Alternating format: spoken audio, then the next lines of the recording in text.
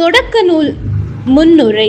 திருவிவிலியத்தின் முதற்கண் இடம்பெறும் இந்நூல் இஸ்ரேல் மக்களின் வரலாற்றை மனித இனத்தின் தோற்றத்துடன் இணைத்து காட்டுகின்றது.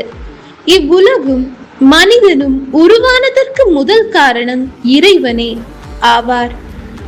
கடவுள் மனிதனுடன் கொண்டுள்ள உறவு படைப்பிலிருந்தே தொடங்குகிறது.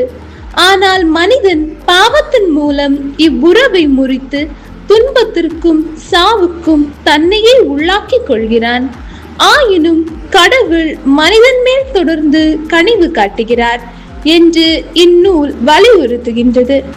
அனைத்து மானிடரையும் மீட்குமாறு கடவுள் ஆபிரகாமை தேர்ந்தெடுத்து அவர் தம் வழிமரபினர் வரலாற்றில் தாமே செயல்பட்டு மீட்பு பணியை தொடர்ந்தாற்றுகிறார் என்பதை இந்நூல் விரிந்துரைக்கின்றது.